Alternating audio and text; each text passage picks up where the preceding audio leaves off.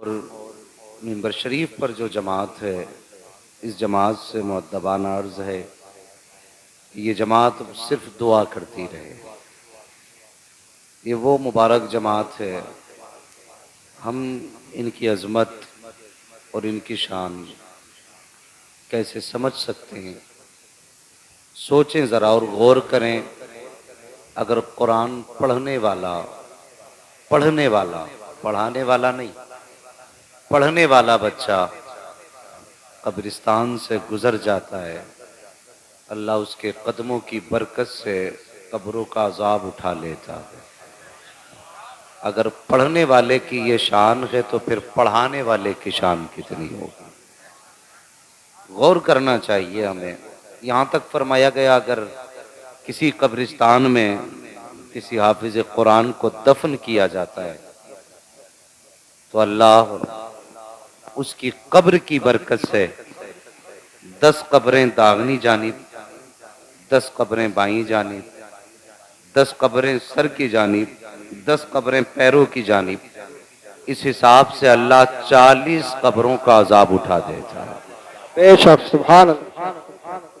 لیکن المیہ یہ ہے، ہماری قوم نے اس جماعت کو صرف تیجے والی جماعت سمجھا،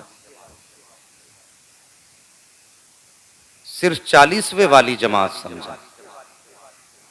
ہم نے ان کو صرف مسجد کے مصلے تک رکھا۔ نہ سیاست میرا کام ہے، نہ نیتا نگری کا ہمیں شوق ہے۔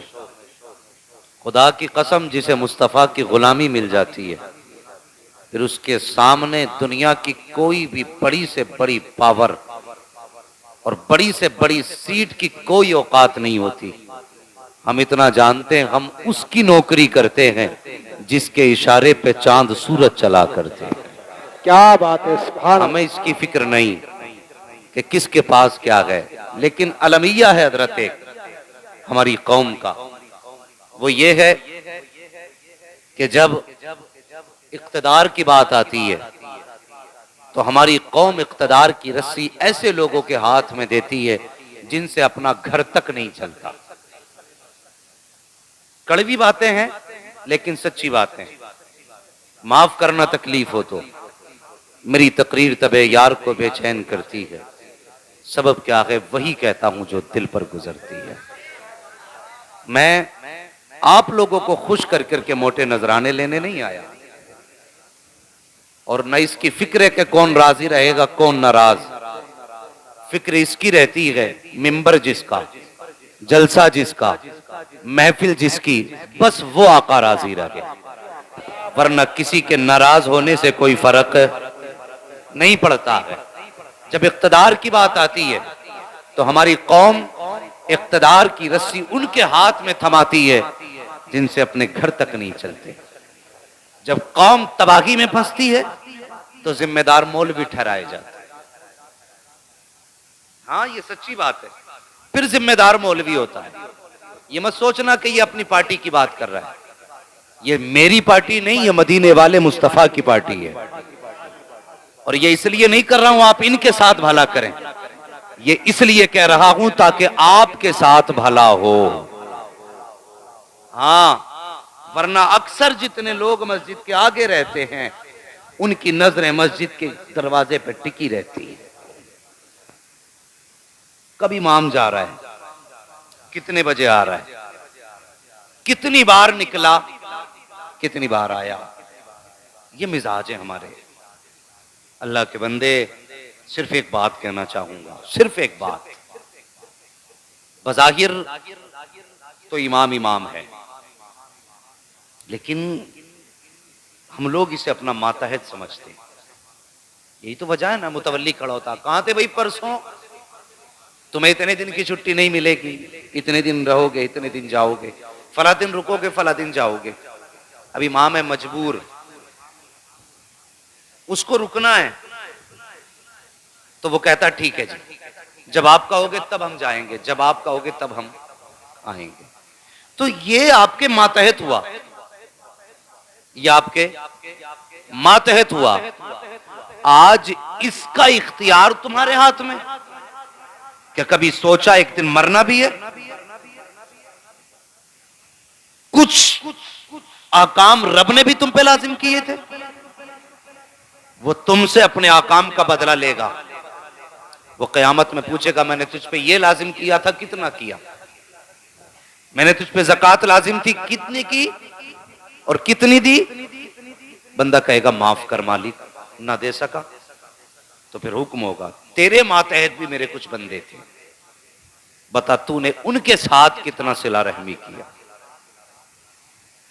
اتنی سختی کرنا اپنے ماتحت پر جتنی خود برداشت کر سکو.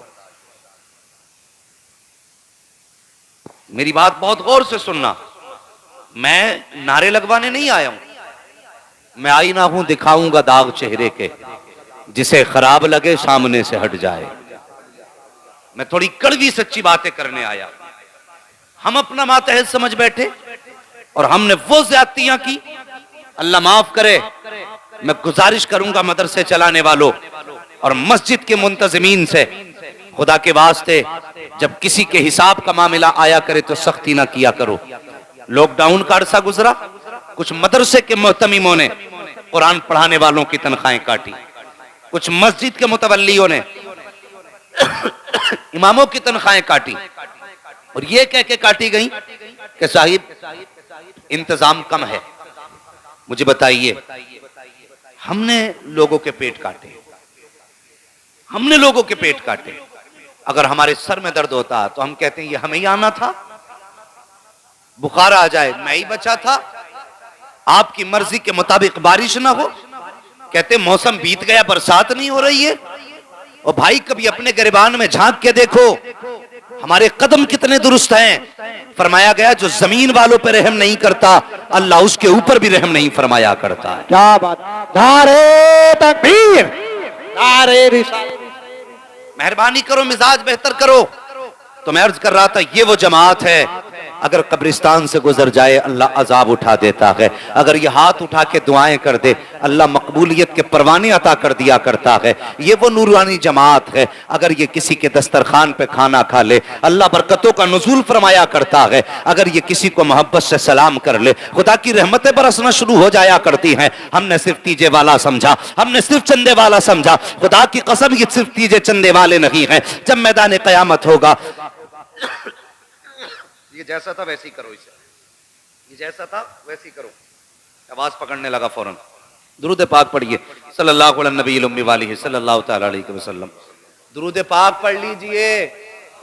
اللہم صلی وسلم بارک علی سیدنا و شفیعنا و نبینا مولانا محمد معدن الجود والکرم و آلہ و اصحابہ وبارک وسلم. صلاۃ و سلام علیکہ یا رسول اللہ صلی اللہ تعالی علیہ وسلم. خدا کے واسطے اپنے اوپر رحم کریں اور علم والوں کی عزت کریں. کبھی یہ نہ کہا کریں یہ میرا بھتیجا ہے، یہ میرا پوتا ہے، یہ میرا بیٹا ہے. آپ کا بیٹا ضرور ہے لیکن اب جانتے ہیں یہ مصطفیٰ کے علم کا وارث بن چکا ہے. ورنہ پوچھو ان علماء سے، بتائیے علامہ صاحب اگر کسی کا بیٹا مصلی پہ کھڑا ہو اور پیچھے باپ کھڑا ہو، اگر وہ نیت کرے پیچھے اپنے بیٹے کے، نماز ہو جائے گی؟ ہو جائے گی نماز؟ بول سکتے ہیں نا آپ لوگ؟ نہیں ہوگی نا. اگر مصلی پہ باپ کھڑا ہو بیٹا کہے پیچھے اپنے باپ کے، اگر مصلی پہ چچا کھڑا ہو پیچھے سے بھتیجا کہے پیچھے اپنے چچا کے، کیا یہ سچ نہیں ہے؟ سچ بھی ہے نا بھائی. اگر مصلی پہ باپ کھڑا ہے تو بیٹا ہی تو پیچھے ہے. مصلی پہ بیٹا کھڑا ہے تو باپ کہہ رہا ہے نا پیچھے اپنے بیٹے کے. بات سچی رہی نا؟ تو مالک پھر کیوں نہیں؟ فرمایا یہاں رشتے تیرے خون کے نہیں چلیں گے، یہاں رشتے میرے حبیب کے چلیں گے. مالک کہنا کیا؟ کہنا یہ ہے کہ پیچھے اس امام کے. جب تک امام نہیں مانے گا نماز، سارے بولے نماز، پیچھے والے بھی بولتے نماز. جو لوگ نہیں بول رہے ہیں دیکھ لینا دائیں بائیں میں، یہ وہی ہوں گے جو مسجد سے نکلتے ہی کہتے ہوں گے آج انگوٹھا ہلائے. میرے حضور نے فرمایا قیامت کی نشانی ایک یہ بھی ہے کہ بے علم لوگ فتوے دیں گے. ہاں بے علم لوگ فتوے دیں گے. آج ایسے ہی لوگ فتوے ٹھوک رہے ہیں، کہتے میں نے دیکھا انگوٹھا ہل گیا امام کا. और तू पूरा हिल गया नमाज में, कुछ नहीं। इमाम का अंगूठा हिला, कयामत आ गई। कैसे हिला कि मैंने सजदे में देखा। तू सजदे में था कि इमाम को देख रहा था? पूछें, जब कयाम में खड़े हो हमें कहां देखना? हुक्म मुसल्ले की जगह अपने सजदे की जगह देख। रुकू में जा तो पैरों के अंगूठों को देख, सजदे में जाए तो नाक को देख, कायदे में बैठे तो गोद को देख। तूने अंगूठा कब देख लिया? नमाज पढ़ने आया था कि झुलकाने आया था? निकलते कहता नमाज नहीं हुई मेरे इनके पीछे। क्यों नहीं हुई भाई? कि नहीं, इनका ऐन हिल गया था, इनका गैन टेढ़ा था, इनके मीम में गलती थी। और खुदा के वास्ते जब घर से चला करो, इमाम की इस्लाह की नियत लेके ना चला करो।